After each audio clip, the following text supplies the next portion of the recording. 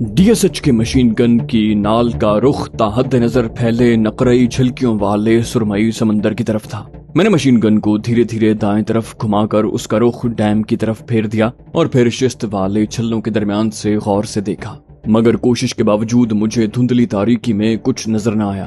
میں نے machine gun اسی رخ پر چھوڑ کر گلے میں لٹکی دوربین آنکھوں سے لگائی۔ منظر پہلے کے مقابلے میں کافی واضح ہو گیا۔ بغور دیکھنے پر مجھے بند کی سیاہ فولادی دیوار نظر آ گئی۔ میرے ٹھکانے سے وہ ترچھی دکھائی دے رہی تھی اور اپنے اصل حجم کے مقابلے میں کافی چھوٹی بھی لگ رہی تھی۔ البتہ پورے دھیان سے دیکھنے کے باوجود مجھے تینوں پائپوں میں سے ایک کی جھلک بھی دکھائی نہ دی۔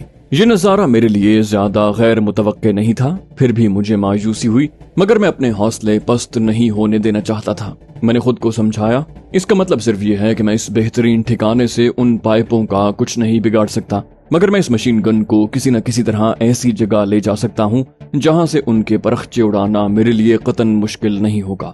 DSH کے مشین لے جا کر پائپوں کا تیا پانچا کرنے کا تصور بلا شبہ دل خوش کرنے والا تھا، مگر فوراً ہی دماغ کے تھانے دار گوشے نے ڈپٹ کر خوش فہمیوں کو اڑنچو ہونے پر مجبور کر دیا۔ ابھی چند ہی لمحے پہلے تو تخمینہ لگایا جا رہا تھا کہ سٹینڈ پر لگی یہ DSH کے مشین گن اتنی بھاری ہے کہ کئی لوگ مل کر اسے نہیں اٹھا پائیں گے اور من بھر وزنی تو خالی یہ مشین گن ہی ہوگی۔ ایسے میں مجھے یہ مشین گن اٹھا کر ان پائپوں تک لے جانے کے لیے شاید کسی جن یا دیو کی خدمات حاصل کرنا پڑیں گی۔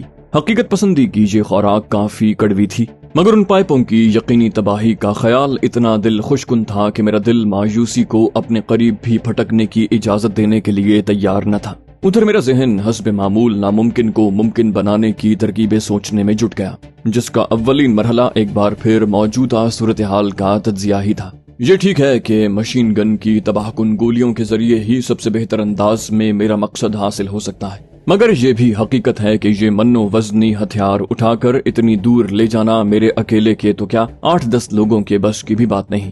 لیکن اگر میں یہ مشین گن اس بھاری بھرکم فولادی پائپوں والے تپائی نما سٹینڈ سے کسی طرح علیحدہ کرنے میں کامیاب ہو جاؤں، کیونکہ اکیلی مشین گن کا وزن 1 من بھی ہوا تو مجھ میں اتنی طاقت تو ہے کہ اسے کندھے پر اٹھا کر یا پیٹھ پر لاد کر جیپ تک لے جاؤں۔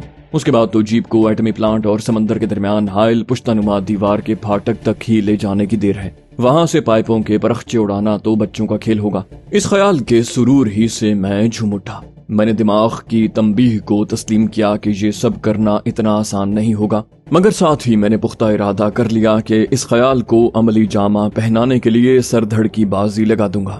وقت تیزی سے سرک رہا تھا، لہٰذا میں فوری طور پر روبہ عمل ہو گیا۔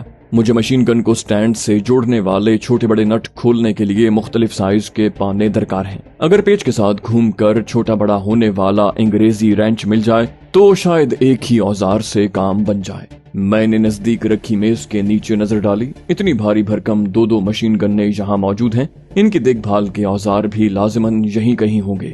میں نے قریب جا کر دیکھا تو مشین گن سے منسلک ہونے والے 4 اضافی فولادی ڈبے وہاں رکھے نظر آئے۔ میں نے ہلا کر دیکھا، ان میں سے 2 بھاری تھے اور باقی 2 ہلکے۔ میں نے ایک وزنی ڈبے کا ڈھکن اٹھایا تو اس میں 50 کیلیبر گولیاں جڑا لچکدار لوہے کا پٹا تہدار حالت میں رکھا نظر آیا۔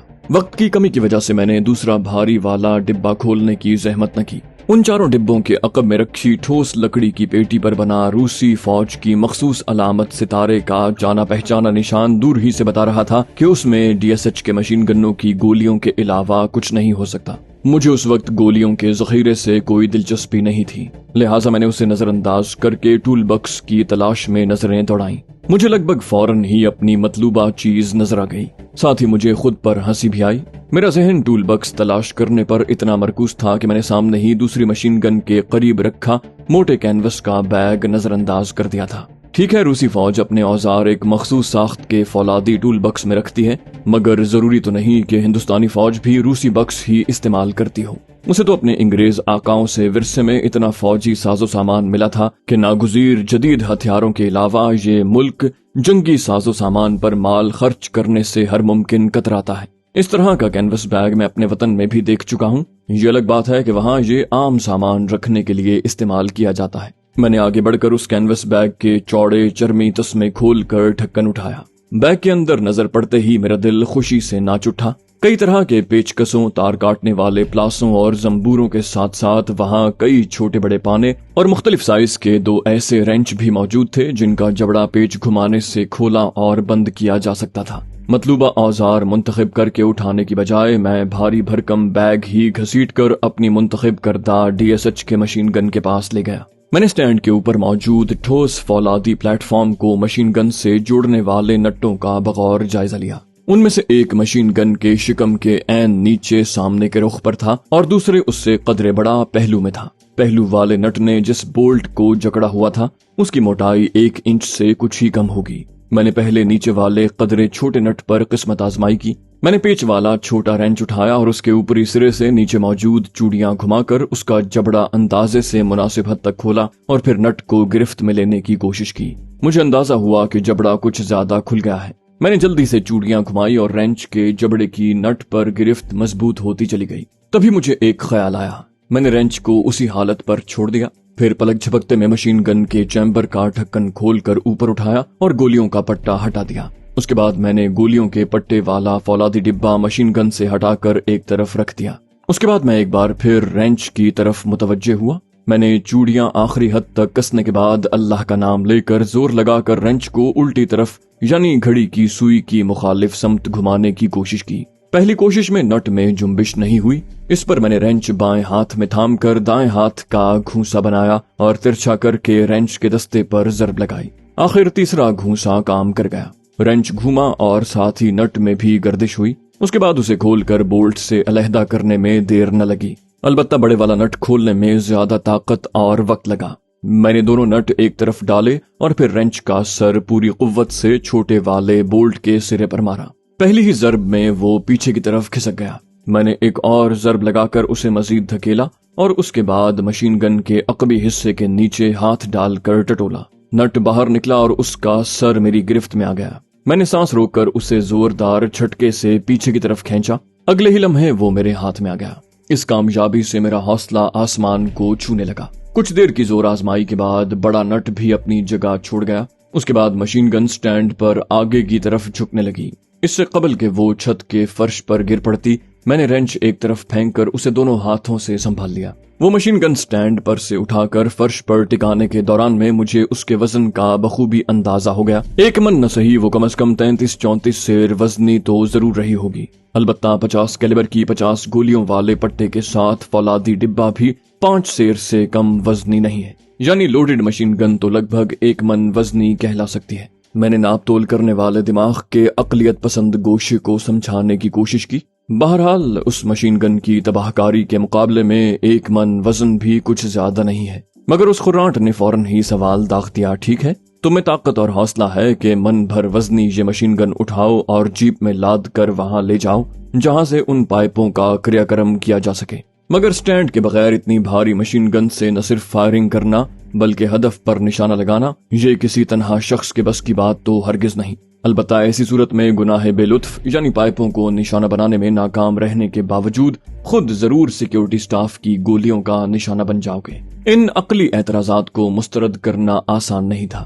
یہ مشین گن اپنے مطلوبہ ہدف کو نشانہ بنانے میں کامیاب ہوتی یا نہ ہوتی، پہلی گولی چلتے ہی اس ایٹمی پلانٹ کے دور دراز کوشوں میں محو خواب سب افراد ہڑبڑا کر اٹھ بیٹھتے، جبکہ سیکیورٹی سٹاف تو فائرنگ کی سمت کا تعین کرتے ہی اپنے سارے تیر و تفنگ اٹھائے اس طرف دوڑ پڑتے، کیونکہ اتنا تو کوئی بچہ بھی سمجھ سکتا ہے کہ رات کے سناٹے میں کسی عام رائفل کا فائر بھی میلوں تک سنائی دیتا ہے، جبکہ 50 کیلیبر کی گولیوں کی بارش تو تاراپور بلکہ شاید بوئسر کے باشندوں کے بھی ہوش اڑا دے گی۔ آپ یقین کریں یا نہ کریں، یہ نتیجہ مجھے پہلے سے معلوم تھا اور میں اپنے دشمنوں سے مقابلہ کرتے ہوئے جان دینے کے لیے پوری طرح تیار تھا۔ اگر مجھے مرنے کی فکر یا ڈر ہوتا تو ایٹمی پلانٹ جیسی ہائی سیکیورٹی والی خطرناک ترین جگہ قدم رکھنے کی جرت ہی نہ کرتا، مگر موت کا پوری جواں مردی سے سامنا کرنے کا حوصلہ رکھنے کے ساتھ اصل اندیشہ یہ دامنگیر تھا کہ کہیں زندگی سے محروم ہونے کے ساتھ ساتھ میں اپنے مقصد کی تکمیل میں بھی ناکام نہ ہو جاؤں۔ یہ اندیشہ بہت دل سوز تھا، مگر اس کا کوئی حتمی حل میرے بس میں کہاں تھا۔ اپنی طرف سے پوری کوشش ہی کی جا سکتی تھی، ناکامی اور کامیابی تو بہرحال ہر شے پر قادر ہستی ہی کی مرضی تھی۔ میں نے یہ سب اندیشے اور خدشات نظر انداز کر کے اپنی توجہ اس مشین گن کو فی الحال جیپ تک پہنچانے کے کٹھن مرحلے پر مرکوز کر دی۔ ایک طریقہ بے شک کمر یا شانے پر اسے لاد کر فولادی سیڑھیاں اترنا بھی ہے، لیکن اگر میں اسے کسی رسی وغیرہ سے لٹکا کر نیچے زمین تک پہنچانے میں کامیاب ہو جاؤں تو کام آسان ہو جائے گا اور سیڑھیاں اترتے ہوئے مشین گن سمیت زمیں بوس ہونے اور ہڈیاں توڑوانے بلکہ جان سے جانے کا خطرہ بھی ٹل جائے گا۔ میں نے جلدی جلدی آس پاس نظریں دوڑائیں۔ اس جگہ میرے مطلب کی کوئی رسی ملنے کا امکان ذرا کم ہی ہے، مگر قسمت آزمائی میں کیا حرج ہے۔ مجھے جلد ہی اندازہ ہو گیا کہ وہاں اس طرح کی کوئی چیز موجود نہیں۔ تبھی ذہن میں نیچے والے کمرے کا منظر جگمگایا۔ یک یک مجھے دل کی کلی کھلتی محسوس ہوئی۔ میں نے سب کچھ وہیں چھوڑا اور زینے کی طرف لپکا۔ کئی سیڑھیاں ایک ساتھ اترتا میں کچھ ہی دیر میں کمرے کے دروازے پر پہنچ گیا۔ میں اس قدر ہیجانی کیفیت کا شکار تھا کہ احتیاطاً اندر سب ٹھیک ہونے کی تصدیق کی بھی زحمت نہ کی۔ میری خوش قسمتی کہ وہاں سب کچھ پہلے جیسا ہی تھا، ماں سوائے اس کے کہ چارپائی پر ڈھیر فوجی کی لاش کے ہاتھ پیر اکڑے دکھائی دیے۔ لاش کے مسخ چہرے سے نظریں چراتے ہوئے میں اس کی پائنتی کی طرف بڑھا اور پھر اس کے پیر پکڑ کر ایک طرف کر دیے۔ گدڑی ہٹاتے ہی جوٹ کی رسی کی مضبوط ادوائن میری نظروں کے سامنے آ گئی۔ میں نے جلدی سے اس کی گراہ تلاش کی، مجھے وہ فوراً ہی مل گئی، مگر وہ اتنی مضبوطی سے بندھی نظر آئی کہ میں نے اسے کھولنے کی کوشش میں وقت ضائع کرنا بیکار سمجھا۔ میں نے اپنا خنجر نکالا اور گراہ کے قریب سے رسی کاٹ ڈالی۔ حد الوسع تیزی سے ہاتھ چلانے کے باوجود مجھے ادوائن حاصل کرنے میں 1.5-2 منٹ لگ گئے۔ مجھے اس دوران میں جوٹ کی رسی کی لمبائی کا خاصی حد تک اندازہ ہو گیا تھا، پھر بھی اس دھڑکے کے تحت میں نے ہاتھ کے ذریعے رسی کی پیمائش شروع کر دی کہ کہیں وہ میرے مقصد کے لیے چھوٹی نہ پڑ جائے، مگر جیسے جیسے پیمائش آگے بڑھتی گئی میرا دل اطمینان سے بھرتا گیا۔ اس رسی کی طوالت مشین گن کو لٹکا کر زمین تک پہنچانے کے لیے کافی سے زیادہ تھی۔ میں تقریباً اڑتا ہوا پہلے چوکی اور پھر اس کی چھت پر پہنچ گیا۔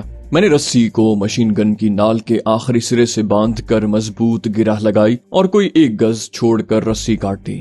پھر میں نے بقیہ رسی کا سرا چیمبر کے گرد لپیٹ کر حتی الامکان مضبوطی سے گرہ لگا دی۔ اس کے بعد میں نے نال کے ساتھ بندھی رسی کے سرے کو چیمبر کے ساتھ منسلک رسی کے ساتھ کوئی 1 گز اوپر باندھ دیا۔ اس طرح مشین گن سے منسلک رسی ایک طرح کے جھولے کی شکل اختیار کر گئی تھی۔ اب مجھے مشین گن کے زیادہ سے زیادہ ایمونیشن کو ساتھ لے جانے کا بندوبست کرنا تھا۔ میں نے گولیوں کے پٹے کو اپنی کوک میں چھپائے فولادی ڈبے کا وزن جانچا تو اندازہ ہوا کہ صرف 2 ڈبے بھی ساتھ لے جاؤں تو اچھا خاصا بوجھ ہو جائے گا۔ 100 گولیوں اور ان کے پٹوں کا اپنا وزن تو ایک طرف، خود فولادی ڈبے بھی اچھے خاصے بھاری تھے، مگر میں چاہتا تھا کہ 100 سے بھی زیادہ کم از کم 150 گولیاں میرے پاس موجود ہوں، تاکہ میرا کام مکمل ہونے کے بعد جب دشمن میرا گھیراؤ کریں تو ان کی تعداد کا توڑ 50 کیلیبر کی ہلاکت خیز گولیوں کی بوچھاڑ سے کر سکوں اور اپنے آخری سفر پر روانہ ہونے سے پہلے زیادہ سے زیادہ دشمنوں کو جہنم کا راستہ دکھا سکوں۔ قدرے سوچ بچار کے بعد میں نے اس مسئلے کا مناسب حل سوچ لیا۔ بے شک مشین گن کے لیے میگزین کی حیثیت رکھنے والا یہ فولادی ڈبہ منسلک ہونے سے زیادہ آسانی اور تسلسل سے بغیر کسی وقفے کے گولیوں کی بارش کی جا سکتی ہے، لیکن گولیوں کا پٹا مشین گن کے چیمبر میں چڑھانے کے بعد بولٹ کھینچا جا چکا ہو تو مشین گن بغیر میگزین والے ڈبے کے بھی فائرنگ کرے گی۔ بس گولیوں کا پٹا سیدھا رکھنا پڑے گا، یعنی مجھے گولیوں کے زیادہ سے زیادہ پٹے ساتھ لے جانے ہیں، فولادی ڈبوں کا بوجھ لادنا ضروری نہیں۔ اس نتیجے پر پہنچتے ہی میں حرکت میں آ گیا۔ میں نے کینوس کا ٹول بیگ الٹ کر اس میں موجود سارے اوزار فرش پر پھینک دیے اور پھر DSH کے مشین گن کا گولیوں والا فولادی ڈبہ کھول لیا۔ میں نے 50 گولیوں والا پٹا فرش پر لٹایا اور پھر احتیاط سے رول کی شکل میں لپیٹ کر کینوس بیگ میں جما دیا۔ دوسری والی مشین گن کے دونوں ڈبوں میں موجود گولیوں کے پٹوں کے ساتھ بھی میں نے یہی کیا۔ میرا دل خوشی سے جھوم رہا تھا۔ میں نے DSH کے جیسی خطرناک مشین گن اپنے قبضے میں کر لی ہے اور اب میرے پاس 50 کیلیبر کی پوری 150 گولیاں موجود ہیں۔ ان میں سے 20-30 گولیاں پائپوں پر برسانے کے باوجود میرے پاس اتنی گولیاں بچ جائیں گی کہ میں بلا شبہ اچھی خاصی فوج کا مقابلہ کر سکتا ہوں۔ میں نے گولیوں سے بھرا کینوس بیگ اٹھا کر کاندھے سے لٹکا کر دیکھا۔ میرے اندازے کے مطابق وہ کوئی 12 سیر کے قریب وزنی ہو چکا تھا۔ میں نے مطمئن ہو کر اسے واپس فرش پر رکھا اور پھر اپنی مشین گن کی طرف متوجہ ہوا۔ تبھی مجھے خیال آیا کہ مشین گن پر لڑاکا طیاروں کو نشانہ بنانے کے لیے نصب 2 چھلوں پر مشتمل شست میرے کسی کام کی نہیں۔ مجھے کون سا دشمن کے لڑاکا طیاروں کو مار گرانے کا مرحلہ درپیش ہے؟ میں اسے اتار پھینکوں تو شاید مشین گن کا وزن مزید 1-1.5 سیر کم ہو جائے۔ اگلے ہی لمحے میں فرش پر پڑے اوزاروں کی طرف لپکا اور چھوٹے بڑے 2 پیچکس لے کر مشین گن کے پاس پہنچا اور کچھ ہی دیر میں مشین گن کا وزن مزید کم ہو چکا تھا۔ البتہ اتنی بھاری مشین گن کو چھت پر لٹکا کر زمین تک پہنچانا ایک صبر آزما اور محنت طلب مرحلہ ثابت ہوا۔ ایک فٹ رسی چھوڑ کر مشین گن زمین تک پہنچانے میں مجھے اچھی خاصی قوت لگانی پڑی۔ میں اس دوران میں مسلسل سوچتا رہا کہ اتنی وزنی مشین گن کے ساتھ میں کیسے طاق کر نشانہ لگاؤں گا۔ کاش مجھے کہیں سے کوئی چھوٹا سٹینڈ مل جائے۔ ہلکی مشین گن کی نال کے نیچے نصب بائی پوڈ یعنی 2 ٹانگوں والے سٹینڈ جیسا کوئی سہارا مل جائے تو بھی کسی حد تک کام بن جائے گا۔ مشین گن زمین پر اتارتے ہی میں تیزی سے چھت پر کوئی بائی پوڈ ڈھونڈنے لگا، مگر میری یہ کوشش وقت ضائع کرنے کا باعث ثابت ہوئی۔ میں نے اس تلاش پر لعنت بھیجی اور گولیوں سے بھرا کینوس کاندھے سے لٹکا کر تیزی سے زینے کی طرف لپکا۔ جو ہوگا دیکھا جائے گا، اور کچھ نہیں تو جیپ کے سامنے کے شیشے گرا کر وہاں مشین گن جما لوں گا۔ 10-20 کی بجائے 30-40 گولیوں کے ساتھ قسمت آزمائی کر لوں گا۔ نیچے اتر کر میں نے مشین گن کو رسیوں کے بندھنوں سے آزاد کر کے جیپ کے عقبی حصے میں لادا اور گولیوں سے بھرا کینوس بیگ بھی اس کے ساتھ ہی رکھ دیا۔ پھر مجھے خیال آیا کہ کیوں نہ مشین گن کو یہیں لوڈ کر کے سیفٹی لاک لگا لوں، خدا جانے کب کسی ناگہانی مصیبت کا سامنا ہو جائے۔ ہتھیار کو ہمیشہ کارآمد اور استعمال کے لیے تیار حالت میں رکھنا ہی بہترین حکمت عملی ہوتی ہے۔ یہ سوچ کر میں نے کینوس بیگ میں سے گولیوں والا ایک پٹا نکالا، پھر مشین گن کے چیمبر کا ڈھکن کھول کر پٹے کو جمانے کے بعد دوبارہ بند کر دیا۔ اس کے بعد میں نے مشین گن کا رائفل کے بولٹ کی جگہ استعمال ہونے والا لیور کھینچ کر گولی نال میں پہنچا دی۔ اب بس مشین گن کی نال کا رخ ہدف کی طرف کر کے دوہرا ٹریگر پیچھے کی طرف کھینچنے کی دیر تھی۔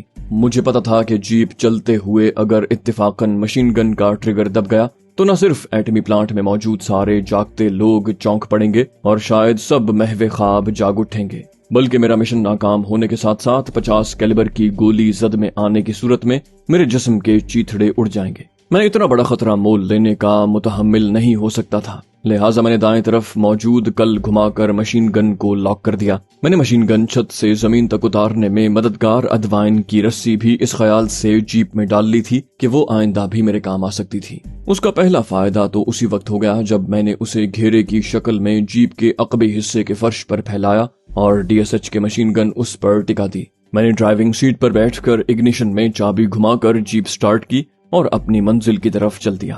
ہیڈ لائٹس روشن نہ کرنے کی وجہ سے جیپ پہلے کی طرح ہچکولے کھاتی ہوئی آگے بڑھ رہی تھی۔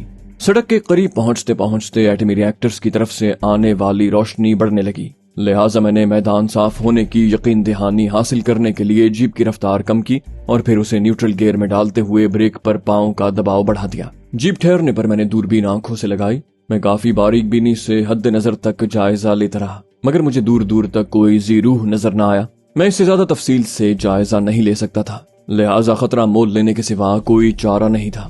ویسے بھی یہ امید مجھے سہارا دے رہی تھی کہ کسی نے دور سے جیپ دیکھ لی تو یہی سوچے گا کہ ٹینکی میں پانی چڑھانے والا پائپ چلانے والا کارکن اپنی ڈیوٹی نبھانے نکلا ہے۔ میں نے اللہ کا نام لیا اور جیپ پہلے گیئر میں ڈال کر ایک بار پھر آگے بڑھانے لگا۔ سڑک پر کچھ آگے بڑھنے کے بعد میں نے جیپ بائیں طرف کچے میں اتار لی۔ میری خواہش تھی کہ میں جلد از جلد پانی کی فلک بوس ٹینکی کے پیچھے پہنچ کر دور سے دیکھنے والی کسی بھی شک بھری نظروں سے محفوظ ہو جاؤں۔ ویسے بھی سڑک سے دور ہونے کے ساتھ ریئیکٹرز کی طرف سے آنے والی روشنی بھی دھندلی پڑ جاتی تھی۔ بالآخر میں پشتنما دیوار میں بنے پھاٹک تک پہنچ گیا۔ میں جیپ کو پھاٹک سے گزارنے ہی لگا تھا کہ مجھے اچانک بریک لگانے پڑے۔ سامنے دکھائی دینے والا منظر دیکھ کر مجھے دھچکا لگا۔ پھاٹک کے سامنے اب دور دور تک سمندری پانی بھرا ہوا تھا۔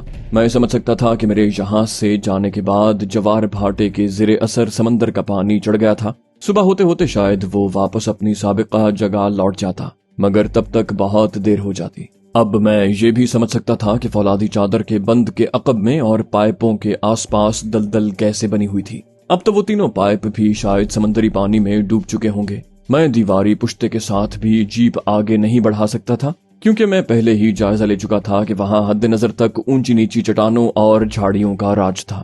مجھ پر ایک بار پھر مایوسی طاری ہونے لگی، مگر میں کسی قیمت پر ہار ماننے کو تیار نہ تھا۔ وہ پائپ فی الحال میرے نشانے کی زد سے باہر ہیں تو کیا ہوا، میں اس ایٹمی پلانٹ کو نقصان پہنچانے کا کوئی اور طریقہ سوچوں گا۔ لیکن اصل مسئلہ یہ تھا کہ وقت صحرائی ریت کی طرح تیزی سے ہاتھ سے پھسل رہا تھا۔ خدا جانے رات کا کون سا پہر جا رہا ہے۔ ایک طرف تو صبح کا اجالا میرے لیے مسئلوں کی جلغار لاتا، تو دوسری طرف میری جلغار کی زد میں آ کر تاراج ہونے والی نگران چوکی پر گزرنے والی قیامت کا کسی بھی وقت پتہ چل سکتا ہے۔ اس کے بعد جو ہوگا اس کا اندازہ مشکل نہیں، تبھی مجھے یاد آیا کہ اس وقت سب سے نزدیکی اور نمایاں خطرہ یعنی لچمن مجھ سے شاید 100-125 گز کے فاصلے پر اپنے کوارٹر میں سو رہا ہے۔ اگر وہ اتفاقاً یا اپنی ڈیوٹی کے کسی تقاضے کی تکمیل کے لیے جاگ گیا تو میرے لیے بہت بڑی مصیبت کھڑی کر سکتا ہے پانی چڑھانے والا پمپ بند کرنا اس کی ذمہ داری ہو۔ اپنے ساتھی کی لاش دیکھتے ہی وہ سیکیورٹی سٹاف کو خبردار کرنے کے لیے دوڑ لگا دے گا۔ ہو سکتا ہے اس کے کوارٹر میں ہی رابطے کے لیے کوئی وائرلیس یا ٹیلی فون وغیرہ موجود ہو۔ یہ خیال آتے ہی میں فوراً اس نتیجے پر پہنچا کہ مجھے پہلی فرصت میں لچمن نامی اس خطرے سے جان چھڑانی چاہیے۔ اس کے ساتھ ہی میں نے جیپ ریورس کی اور اس کا رخ پانی کی ٹنکی کی طرف کر کے رفتار بڑھا دی۔ کچھ ہی دیر کے بعد میں پانی کی ٹنکی کے احاطے میں داخل ہو رہا تھا۔ میں نے جیپ کو اس کی سابقہ جگہ کھڑا کیا اور پھر تیز قدموں سے ٹنکی والے کھوکھلے ستون کے عقب کی طرف بڑھا۔ میں یہاں گولی چلانے کا کوئی ارادہ نہیں رکھتا تھا، مگر بہر صورت میرا بریٹا اپنے ہدف کی تلاش میں اپنی واحد ہلاکت خیز آنکھ سے کوارٹر کو گھور رہا تھا۔ میں حتی الامکان بے آواز لیکن تیز قدموں سے کوارٹر کی طرف بڑھ رہا تھا۔ میں نے سوچ لیا تھا کہ پہلے آرام سے دستک دوں گا، زیادہ امکان یہی ہے کہ اندر موجود لچمن یہی سمجھے گا کہ اس کا ساتھی آیا ہے اور بلا تردد دروازہ کھول دے گا۔ میں نے دروازے پر دستک دینے کے ساتھ اس کا نام لے کر آواز لگانے کا سوچا، مگر پھر اپنا خیال مسترد کر دیا۔ ہو سکتا ہے وہ آواز کا فرق بھانپ کر چونک جائے۔